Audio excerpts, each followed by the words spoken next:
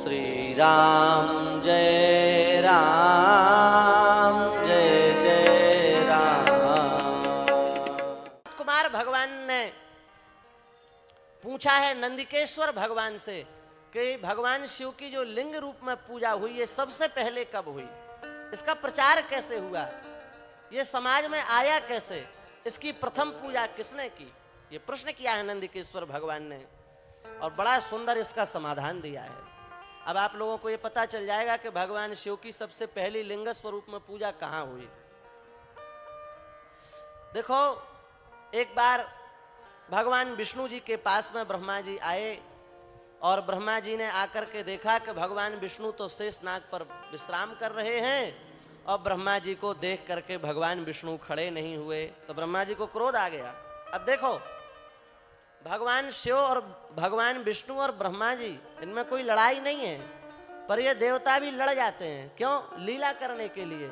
यदि ये लड़ेंगे नहीं तो भगवान का वो लिंग स्वरूप जो प्रकट होना है भगवान शिव का, वो कैसे होगा? तो ये सब नाटक करते हैं लड़ाई का। तो ब्रह्मा जी ने खड़े हो आए और आकर के विष्णु जी से कहा, आगतम गुरुमाराध्यम दृष्ट्वा यो दृप्तवच्चरेत द्रोहिणस्तस्य मूढ़स्य प्रायश्चित्तम विधीयते। अरे जब कोई अपने से बड़ा आए तो उठ करके खड़ा हो जाना चाहिए, ये शिष्टाचार है। अब बताओ विष्णु आप पढ़े हैं, हम आए हैं, आप हमारे स्वागत में खड़े नहीं हुए। ब्रह्मा जी ने ये बात कही, विष्णु जी को बड़ा आश्चर्य हुआ। हमारी नाभि कमल से ये प्रकट हुए, हमारे ये पुत्र हैं, पूरा संसार इस बात को जानता है और ये बात कैसी कर रहे हैं कि हमारे आने पर आप खड़े क्यों नहीं हुए? भगवान विष्णु ने कहा, मत्स्थम जगदिदम वत्स मनुष्य त्वम ही चोरवत। जैसे कोई चोर कोतवाल को डांटे, बड़ा आश्चर्य होगा कि कोतवाल चोर को डांटे तो समझ में आता है, चोर कोतवाल को डांट रहा है। ऐसे ही मुझसे संपूर्ण जगत का विस्तार हुआ। मैं विष्णु हूँ, प्रभु विष्णु हूँ, तुमसे तुम्हारा भी जो तुम्हारी उत्पत्ति वो भी मुझसे हुई है और तुम ऐसी बात करते हो। हे ब्रह्मा जी को क्रोध आ गया और ब्रह्मा जी और विष्णु जी अपने अपने वाहनों पर आरूढ़ होकर के आपस में युद्ध करने लगे। अब देखो, ब्रह्मा विष्णु जी में भी युद्ध हो गया। ये लीला है, यदि इसको आप लीला नहीं मानेंगे तो आपको भ्रम हो जाएगा, आपको लगेगा कि भाई ये तो बड़ा क्या है, ये ब्रह्मा विष्णु ही आपस में लड़ रहे हैं। इसके रहस्य को जानना, ये लीला है, ये भगवान शिव के लिंग स्वरूप के प्रागट्य की एक लीला है। बहुत समय तक युद्ध हुआ, अंतिम में भगवान विष्णु ने विचार कर लिया कि हमको अपना जो मुख्य अस्त्र है उस अस्त्र को चलाना है, और ब्रह्मा जी ने भी विचार कर लिया कि हमको भी अपना मुख्य अस्त्र जो है वो चलाना है। माहेश्वरास्त्र, पाशुपतास्त्र आदि के संधान का उन्होंने मन बना लिया और महाराज यदि वो अस्त्र चला दिए जाते तो त्रिलोक भस्म हो जाता। सब देवता भगवान शिव के पास में गए, वो बीच बचाव करने नहीं आए। हाँ, ये देखो, कथाओं में समाज के काम की भी बहुत बातें मिलती हैं। यहाँ आपको लिए ये शिक्षा मिल रही है कि भैया बड़ों की लड़ाई हो तो बीच बचाव करने छोटे को नहीं आना चाहिए। क्यों? वो आपस में बाद में लड़ेंगे, पहले तुमको निपटा देंगे, कहेंगे ये बीच में ज्यादा आ रहा है, पहले इसी को दो दो मुक्का मारो और उसको मुक्का मार के निपटा देंगे, फिर वो आपस में लड़ते रहेंगे। हाँ, तो देवताओं ने कहा भाई हम लोग तो जाएंगे नहीं बीच बचाव करने, इतने इतने बड़े साक्षात भगवत स्वरूपों का युद्ध हो रहा है तो हम लोग वहां जाके क्या करेंगे? शंकर जी के पास में चलो। सब भगवान शिव के पास में आए। शिव जी ने कहा आप चिंता मत करो। ब्रह्मा जी और विष्णु जी अपने अपने मुख्य अस्त्र का प्रयोग करने ही वाले थे और उसी समय उन दोनों के बीच में एक अद्भुत आकार वाला दिव्य स्तंभ प्रकट हो गया, खंभा प्रकट हो गया महाराज। अब उस खंभे को देख करके दोनों युद्ध से विरत हो गए। वो विचार करने लगे कि हम दोनों के बीच में ये खंभा कहां से आ गया, और न खंभा ये दिख रहा है कि कहां से चालू हुआ और ये न ये दिख रहा है कि ये कहां समाप्त हुआ। तो दोनों ने लड़ाई छोड़ दी और वो खंभे के परीक्षण करने के लिए निकल पड़े, उस स्तंभ की परीक्षा के लिए वो दोनों निकल पड़े। एक ने अपना सुंदर तथा ब्रह्मा हंस तनुस्तुदंतम वीक्षितम ययौ इत्युक्त्वा सूकर तनु विष्णुस्तस्यादिमीवान्। भगवान विष्णु ने सुंदर जो यज्ञ वाराह का अवतार है उसको धारण करके वो उस खंबे का मूल देखने के लिए गए और ब्रह्मा जी उस स्तंभ के ऊपरी भाग को देखने के लिए हंस का स्वरूप बना करके उड़े महाराज। अब एक देवता नीचे और एक देवता ऊपर की ओर दोनों खोज करने लगे।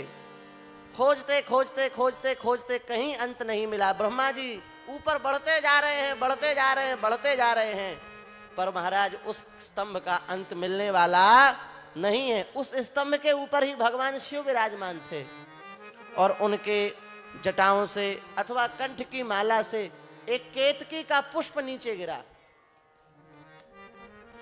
केतकी, केवड़ा का फूल, केवड़ा का फूल देखा आप लोगों ने? लाल लाल केवड़ा का फूल होता है, वो केवड़े का फूल गिरा। ब्रह्मा जी ने उस केवड़े के फूल को देखा, बोले वाह ये बहुत अच्छा मिल गया। ब्रह्मा जी ने केवड़े के फूल से कहा कि तुम हमारा एक काम करोगे क्या महाराज? अरे हम नीचे उतर के जाएंगे और विष्णु जी से कहेंगे कि हम इस खंबे के मूल जहां से ये प्रकट हुआ है, जहां ये विराम हुआ है इस खंबे को, इसकी हम अंतिम परिणति देख करके आए हैं। ये जहां जाकर के समाप्त हुआ है उस स्थान को हम देख करके आए हैं और प्रमाण में हम ये केतकी का फूल लेकर के आए। इससे पूछ लो, विश्वास ना हो तो तुमको गवाही देना है कि हाँ हम इन्होंने उस स्तंभ का जो उत्कृष्ट भाग है उसको प्राप्त कर लिया, बस केवल तुमको गवाही देना है। हाँ बोले ठीक है, गवाही देने में क्या जाता है, अच्छा है, ब्रह्मा जी की नजरों में हम सम्माननीय हो जाएंगे। भाई ये समस्त देवताओं के अधिपति हैं, आगे काम आएगा कुछ तो हमारी सहायता कर देंगे। कहा ठीक है महाराज, हम गवाही देंगे। नीचे आए, विष्णु जी भी वहां आए। बात ये थी कि जो इसके मूल को प्राप्त कर लेगा अथवा इसकी सबसे ऊपर की स्थिति को प्राप्त कर लेगा वही हम दोनों में श्रेष्ठ माना जाएगा। तो ब्रह्मा जी ने कहा कि आपको इसका जड़ अंत मिला, इसकी मूल भाग तक आप पहुंचे? विष्णु जी ने कहा हम तो नहीं पहुंचे। आप पहुंचे गए? ब्रह्मा जी ने कहा हाँ हम तो पहुंच करके आए हैं। कोई सबूत है आपके पास? हाँ वो केवड़ा का फूल है, इससे पूछ लो। तो केवड़े के फूल से विष्णु जी ने पूछा क्या ये वहां तक पहुंचे? उसने कहा हाँ महाराज बिल्कुल पहुंचे, हमने देखा। विष्णु जी ने कहा तो कोई बात नहीं, अब आप ही सर्वश्रेष्ठ सिद्ध हुए। और उसके बाद में विष्णु जी ने ब्रह्मा जी को प्रणाम किया, उनकी पूजा करने लगे। अब महाराज ये शंकर जी कैसे देख सकते हैं? शंकर जी तो जान रहे थे कि ये ब्रह्मा जी झूठ बोल रहे हैं, ना ये कहीं कुछ देख करके नहीं आए हैं, ये झूठे ही बोल रहे हैं।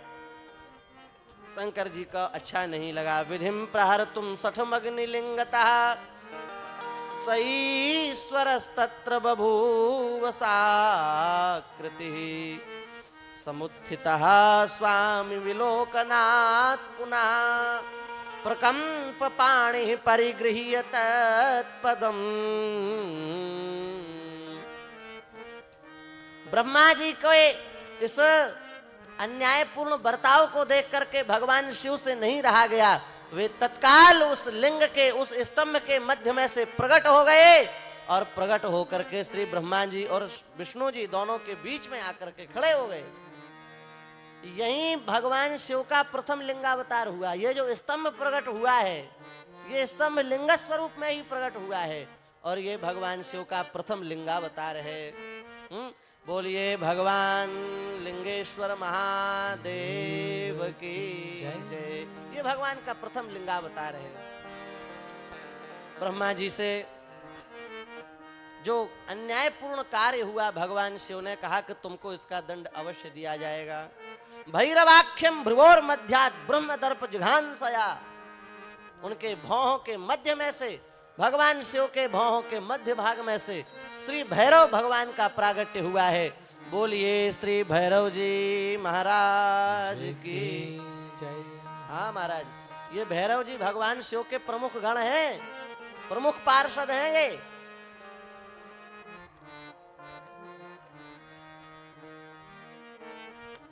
जो जीव नरक नहीं जाते, भगवान शिव के जो भक्त है वो नरक नहीं जाते। भगवान शिव ने उनको स्वीकार कर लिया है, लेकिन उनके कुछ पाप हैं जो बचे भये हैं। तो भैरव जी महाराज जो है वो उनको भैरव यातना देते हैं और भैरव यातना दे करके उनके उन पापों को नष्ट करके और उस जीव को भगवान शंकर के चरणों में समर्पित कर देते हैं। ये भैरव बाबा का काम है। भैरव भगवान प्रकट हुए। आज्ञा महाराज क्या करें?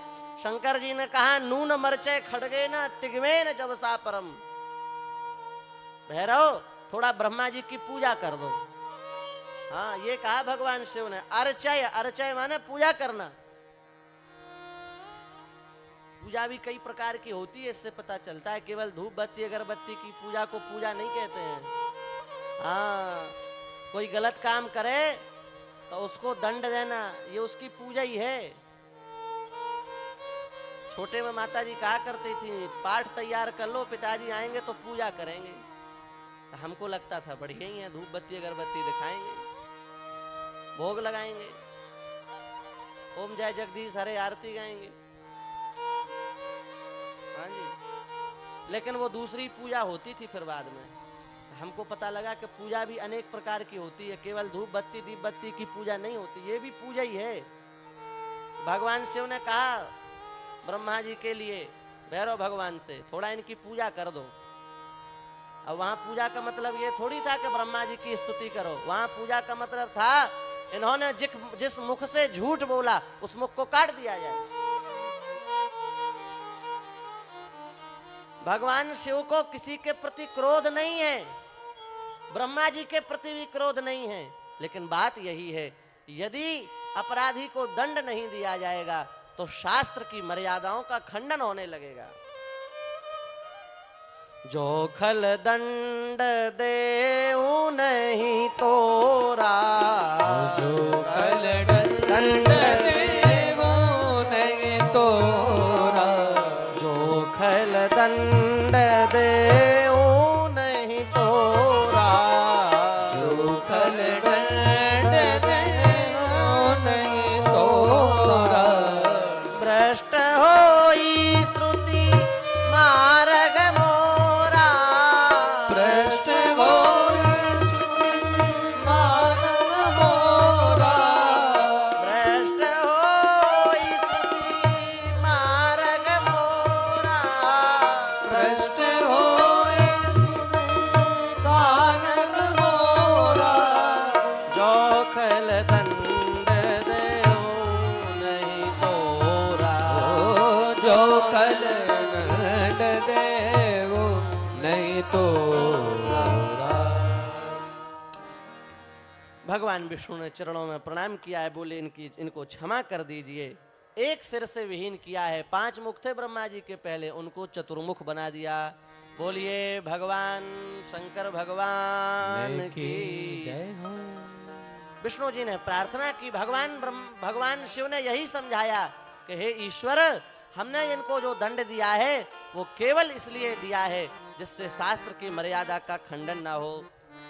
ब्रह्मा जी को तो दंडित कर दिया। उसके बाद केतकी के पुष्प को बुलाया, बोले इधर आओ, तुम हमारे मस्तक पर चढ़ते हो, हम तुमको अपने कंठ में धारण करते हैं, तुमने झूठ बोलने का दुस्साहस कैसे किया? हाँ देखो, साधारण व्यक्ति अपराध कर दे तो उस पर कुछ रहम दया दिखाई जा सकती है, पर महाराज कोई वर्दीधारी अपराध करे तो उसको ज्यादा दंड मिलता है। तुम वर्दी में हो, सरकार ने तुम्हें सुरक्षा व्यवस्था में रखा है और तुम ही गलती कर रहे हो। गुरुजी के कई शिष्य हो, कोई छोटा नया शिष्य हो तो उनके अपराधों को गुरुजी क्षमा कर देते हैं। विशेष यदि कोई शिष्य है तो उस पर विशेष नजर रहती है, कोई कमी नहीं रह सकती उसमें। कोई वो अपराध करे तो तत्काल उसको दंड मिलता है। तो भगवान शिव ने कहा कि कोई साधारण व्यक्ति अपराध करता तो उसको क्षमा किया जा सकता था, पर तुम हमारे कंठ में रहते हो, हमारी जटाओं में रहते हो, तुमने इतना बड़ा अपराध कैसे कर दिया? इसलिए रे केतक दुष्टस्त्वं सठ दूर मितो ब्रज। हे केतक, तू बड़ा दुष्ट है, तूने धूर्तता का काम किया है, इसलिए जा, आज से मेरे कभी सन्मुख मत आना।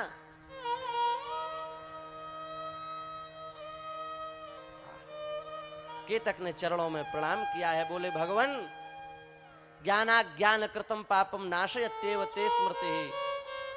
आपने जो दंड दिया वो मुझे स्वीकार है, मुझे विश्वास है कि आपका स्मरण करते करते करते करते करते करते मैं इस पाप का प्रायश्चित भी कर लूंगा, लेकिन आप अपने चरणों से दूर मत करिए। आप जो दंड देना चाहें वो मुझे दे सकते हैं, और कठोर दंड देना चाहें तो वो भी मुझे स्वीकार है, पर हे नाथ, आप हमको अपने चरणों से, अपने कंठ से अलग मत करिए। भगवान शिव ने कहा कि अपराध तो तुमने बहुत बड़ा किया है, क्षम्य अपराध नहीं किया है। झूठी गवाही देना महापाप है, तुमने महापाप किया है। इसलिए अब तो हम तुमको अपने कंठ में धारण नहीं कर सकते, लेकिन विष्णु जी हमारा ही स्वरूप है, इनमें हमें भेद नहीं है। तुम विष्णु जी के द्वारा सम्मानित होगे, विष्णु जी तुमको अपने कंठ में धारण करेंगे, हम तुम्हें आशीर्वाद देते हैं। और यज्ञ मंडप आदि में यदि ऊपर छत्र आदि बनाना हो तो उसमें भी तुम्हारा उपयोग किया जा सकता है।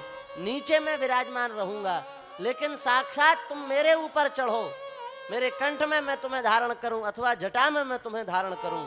अब ये सौभाग्य तुमको प्राप्त नहीं हो सकता।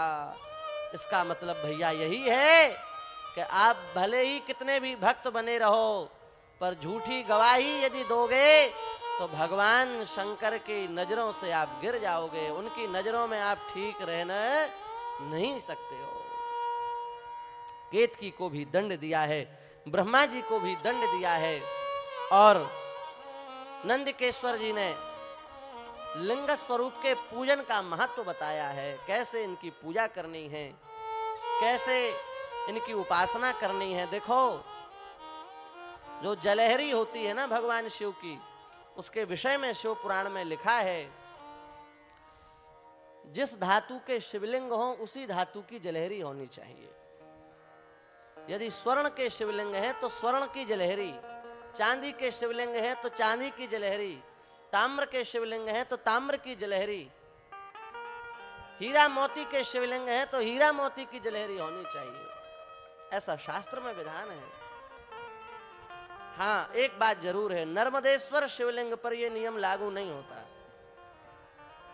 नर्मदेश्वर शिवलिंग कैसे भी हो, उनकी जलहरी कैसी भी हो, वो मान्य है, लेकिन नर्मदेश्वर शिवलिंग होना चाहिए। अन्य यदि धातुओं से संबंधित शिवलिंग है तो जो धातु से शिवलिंग का निर्माण हुआ है उसी धातु से जलहरी का भी निर्माण होना चाहिए। ऐसी शास्त्र की आज्ञा है। उस शास्त्र की आज्ञा का हम लोगों को निर्वाह करना चाहिए। शिवलिंग की अनेक प्रकार की आकृतियों का वर्णन किया है और कहा है कि भैया न्यूनम चेत फलमल्पम स्यात् अधिकम नैव दुष्यते। शिवलिंग की ऊंचाई अधिक हो तो उसमें कोई दोष नहीं है, लेकिन 1 अंगुल से नीचे शिवलिंग की जो आकृति है वो होनी नहीं चाहिए। 1 अंगुल से नीचे के शिवलिंग शास्त्र विहित नहीं है। 1 अंगुल से ऊपर और फिर कितनी भी स्थूल आकृति हो उसकी शास्त्र आज्ञा देता है। इसलिए 1 अंगुल से शिवलिंग, 1 अंगुल से छोटे जो शिवलिंग हैं उनको अपने घर में स्थापित करना नहीं चाहिए। पंचा